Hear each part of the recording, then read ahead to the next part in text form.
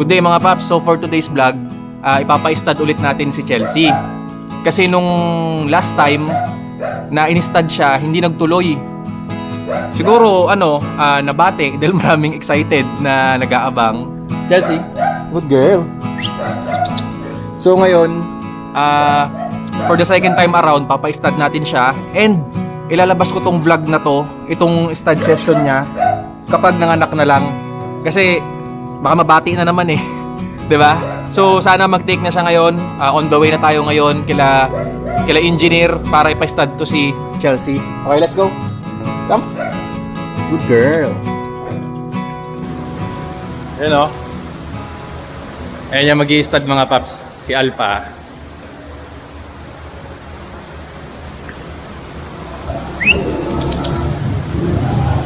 Nahihiya na naman to eh. Nahihiya po. Nahihiya siya eh. Oh. Chelsea, kapag kilala ka. Nahihiya eh. Nahihiya siya. Opo. Ito guys, si Tito Tony. Yan. Dito kayo sa, ano nga po dito? Rapid Day. Oh. Ganda dito sa ano mo ha, sa shop mo ha. Yan. Dito na kayo magpaano. Dito lang to sa may bagong silang. Rapid Day. Dito tayo mag-stud. Pero hindi ko napapakita yung stud session kasi baka ma-strike na naman tayo sa YouTube. Ito pong papel ni Alpha, GSDF na yan, no? Ayan. At saka nakaano pa yan. May chip din. Akin na bet. Ito si Chelsea, nakaano rin, GSDF din. Kaya wala tayong problema sa papel. Apo. Ito mga paps, yung last time, hindi nag-take si Chelsea. Ang comment sa akin ng mga subscriber, bakit daw hindi ko pa smear test or ipaprogesterone? Gusto ko sana kaso wala dito. Walang available, opo. Kaya syempre, anuhin na lang natin, kailangan pakaramdaman mo na lang yung aso kung nakapick na siya, 'di ba? Kasi yung iba nagpipick ng 9th day, yung iba mas matagal, parang ito matagal mag-pick. Kaya tignan. Opo. Eh ngayon is 13, so 11 siya ngayon. Pero mukhang hit na eh, oh. Ano na eh, aggressive na eh. Bagong dating pa lang yan, 3 months pa lang yan, ganyan eh. Ay, talagang mahilig sa stud talaga. Ano talaga siya?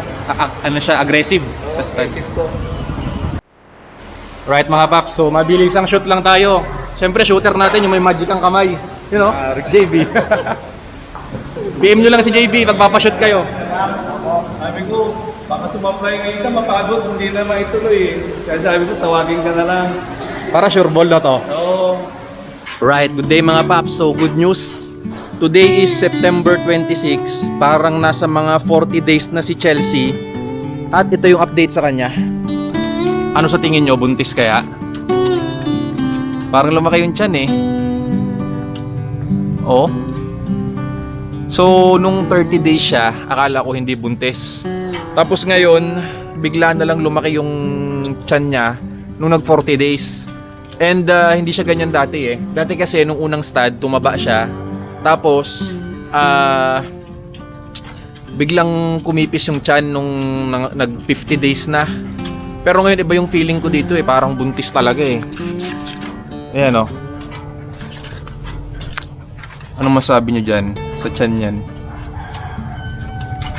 Tapos yung dede niya parang nag-develop eh. Chelsea, no? Shit, huwag ka lalabas. Pasok dyan ka lang. Plats! Plats! Yes! Tingnan ako, dede. Higa. Ayan mga paps, so. Ganyan yung ariko. Ang likot. Sits! Iba yung nakakapa ako ngayon eh. Parang meron talaga ako nakakapa na sa loob eh. Parang may mga matigas-tigas eh. Tsaka yung dede, nag-ano siya. So sa palagay ko, positive to. Ay, huwag bababa dyan lang. No!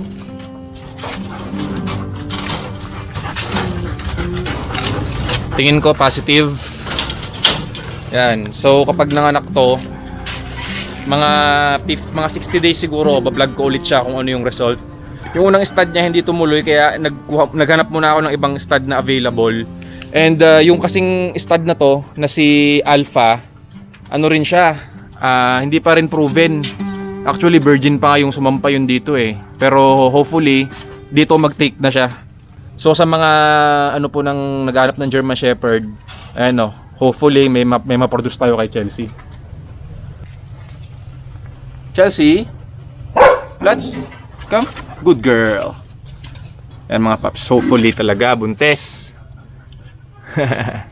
Let's go. See you after 20 days ulit. Good morning mga paps. Alright, so ngayon ay 60 days na ni Chelsea mahigit, pero walang improvement. Ay nako. Ay wala. Sitsen. Dede, wala. Chan, wala. Tingin. Walang laman to. Wala akong nakakapa. Hindi rin lumaki yung dede niya. Na mag-asa na ako nung last time eh. Sitsen, sits. Alam niyo yun mga paps. Na mag-asa na ako nung last time. Kasi medyo lumaki yung chan niya. Tsaka nag-develop yung dede niya. Akala ko buntis. And ngayon wala na naman. Napakahirap. Ito, kaya nga kinulong ko dyan si Chelsea kasi hindi siya pwede maglikot-likot. Though sanay naman siya dyan kasi yung cage na yan, dati talaga siya dyan nakalagay. So hindi naman siya nai-stress dyan sa cage na yan. Sanay siya dyan. Dalagyan ko nga ng kisame para hindi makalundag-lundag. Malikot kasi to. And ngayon, dahil hindi nga siya nabuntis, ibabalik ko na siya doon sa cage niya na malaki.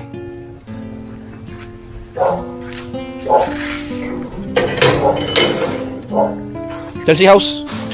House! Medyo madumi lang to ngayon. Shh! Diyan ka lang. House, house, house! Medyo ano lang to, madumi. Kasi nabibisi ako sa pet shop. Mamaya ako nalilinisin to. Mas maganda kasi talaga sa German Shepherd yung maluwag yung ginagalawan niya para maging maganda yung posture niya. Tsaka yung paa. Anyways, meron na akong mga conclusion, no? Parang sa school, hypothesis. Kung bakit hindi siya nag-take, bigay ko sa inyo yung mga reasons na sa tingin ko, ano ba yung mga pwede kong maibigay na tips sa inyo. Alright? Wait lang. Doon na lang sa pet shop. Alam niyo yun mga paps, yung medyo nang hinaan ako ng loob sa nangyari. Kasi nagtitip ako, nag-a-advise ako, nag-share ako ng experience ko sa inyo, kung paano mapabuntis yung aso, ano ba yung mga pwedeng gawin. Tapos ngayon, ito yung nangyari sa akin na hindi ko napatik yung aso ko. Nalulungkot ako at the same time, andun yung nanghinaan ako ng loob. Pero okay lang yan, tuloy pa rin. Sabi ko nga, si Chelsea naman, hindi ko naman siya kinuha para lang ma-breed. Talagang gusto ko yung breed na German Shepherd, yun talaga yung pangarap kong breed. At yun nga palang ginawa kong title, ano lang yun, charot lang yun, charot. Ang dami kasing last time nag-bash sa akin nung si Tyler, pina-adapt ko na kay Kuya Kenneth. So, may mga nag-bash, ganyan. Pero anyways, hindi naman nila alam yung talagang story. And kami ni Sir Joel, nag-uusap kami lagi. Naiintindihan naman niya ako. So, ayun. Ano nga ba yung mga possible na sa tingin ko naging reason? Siyempre, unang-una, possibility dyan na baka hindi nagbuntis dahil baka may problema yung female. Hindi pa naman kasi proven si Chelsea, 'di ba? Pangalawa, baka may problema naman din yung male. Hindi pa rin kasi proven yung nag-stud. Pati yung unang nag-stud, hindi pa rin proven. Kaya nga sinasabi ko lagi sa vlog na kung kukuha kayo ng stud, make sure proven yung male, kahit hindi proven yung female, mas may laban-laban. Kaso wala pa kasi talagang available dito na German na nag-proven na. So, salamat kay Tito Tony dahil napagbigyan niya tayong magpa-stud dun sa aso niya. Kaso yun lang, unfortunately, hindi pa rin nag-take. Ang pangatlong reason naman, baka na-stress yung aso.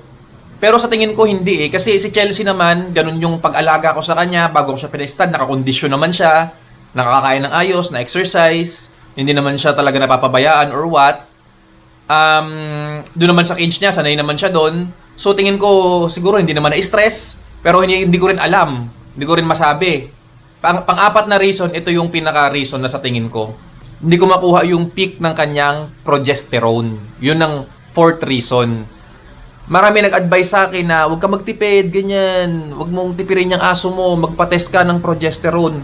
Noon ko pa po sana ginawa, kaso wala available ditong progesterone. Yan ang hirap sa area nyo kapag limited yung mga ganyang resources. Kaya no choice, hindi ko siya napa-progesterone. Sa tingin ko, hindi ko nasasapul yung peak niya eh.